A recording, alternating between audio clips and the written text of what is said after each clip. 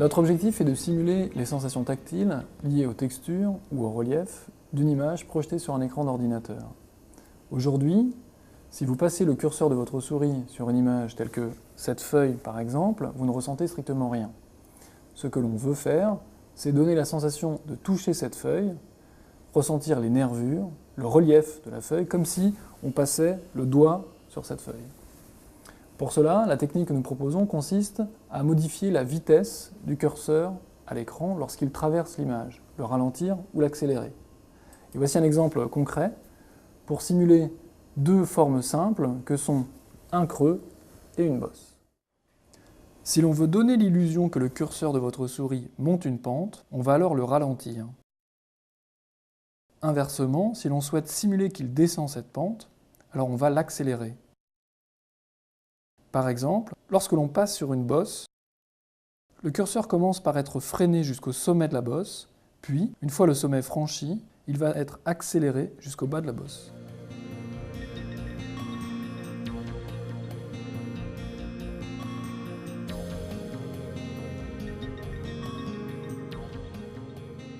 La première expérience proposée permet de mesurer la capacité des sujets à identifier des creux et des bosses en utilisant notre technique. Le sujet manipule à l'aide de la souris un petit curseur rond et vert. L'environnement dans lequel il évolue correspond à une vue de dessus d'une surface plane, comme si l'on regardait une table ou le sol d'en haut. Au centre de l'écran, on dispose d'un cache blanc en forme de disque. Derrière ce cache peut se trouver aléatoirement trois types de surfaces, un creux, une bosse ou une surface parfaitement plate. Le sujet doit alors faire passer le curseur sur le cache et tâcher de deviner quelle est la surface simulée. Il entre sa réponse au moyen du clavier en sélectionnant l'une des trois touches 1, 2 ou 3, correspondant respectivement aux réponses bosse, creux ou plat. La complexité de la tâche est liée à différents paramètres sur lesquels on joue. La hauteur ou profondeur des trous ou des bosses, leur rayon, et enfin le profil de simulation utilisé.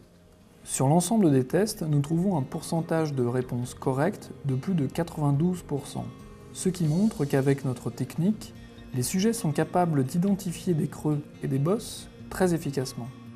La pente des profils simulés a néanmoins une influence forte sur les réponses des sujets. Plus la pente augmente, plus le pourcentage de bonnes réponses augmente.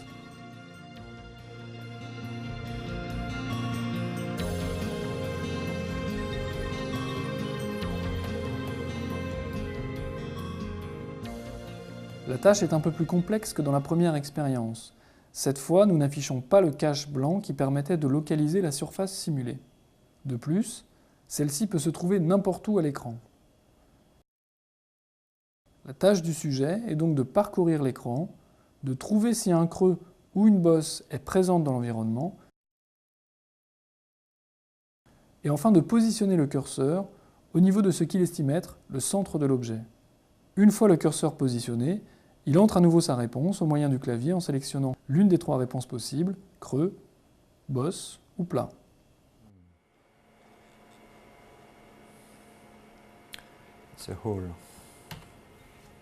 Sur l'ensemble des cas de test et dans des conditions expérimentales plus difficiles, nous trouvons un taux de bonne réponse de 86%.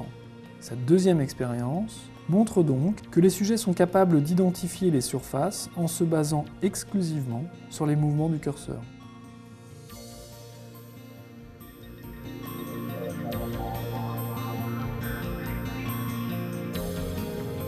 Le contexte expérimental est identique à celui de la première expérience. Le cache blanc est à nouveau présent dans l'environnement. En revanche, cette fois nous demandons au sujet de dessiner en coupe l'allure de la surface simulée. Nous utilisons trois types de profils de simulation différents. Une courbe linéaire, une courbe gaussienne et une courbe polynomiale, donc fortement discontinue à sa base. Lorsque l'on observe les dessins réalisés par les 20 sujets, nous retrouvons les caractéristiques des profils de simulation utilisés.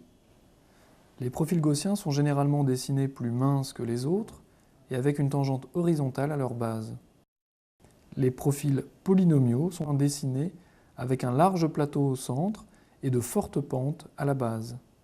Les profils linéaires sont davantage dessinés avec des tangentes diagonales aux extrémités.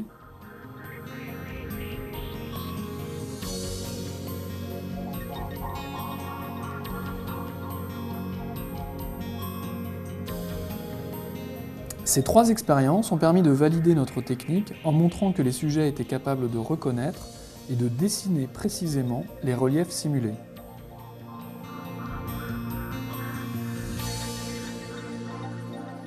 À l'aide de la technique proposée, nous pouvons maintenant simuler le relief de textures et d'images 2D.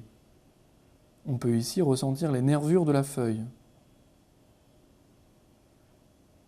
Ou encore ici, heurter les barres de la grille. L'algorithme utilisé consiste à déduire une topographie ou une carte des hauteurs de l'image à partir de ses couleurs ou de ses niveaux de gris. Lorsque le curseur passe d'un pixel foncé à un pixel clair, il est freiné. Sur des images très contrastées, le curseur va être littéralement stoppé dans ses déplacements. Dans ce labyrinthe, les murs noirs bloquent le mouvement du curseur qui glisse dessus et suit leurs contours.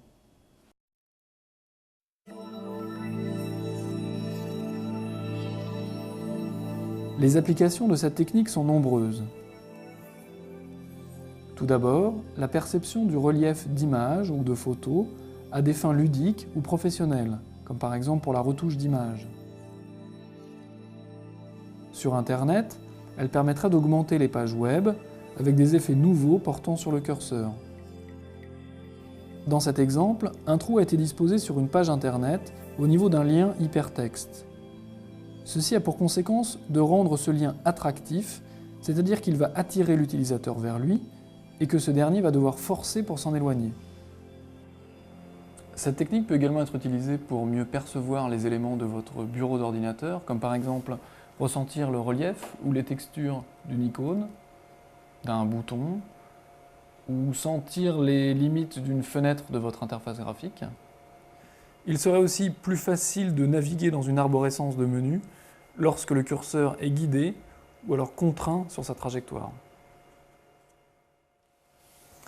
Mais d'autres applications sont également envisageables, comme par exemple l'assistance aux personnes malvoyantes afin de les aider à accéder aux ordinateurs en leur facilitant l'utilisation de la souris, ou également les jeux vidéo pour lesquels on pourrait renforcer l'immersion des utilisateurs en leur procurant de nouvelles sensations, des sensations cette fois plus tactiles.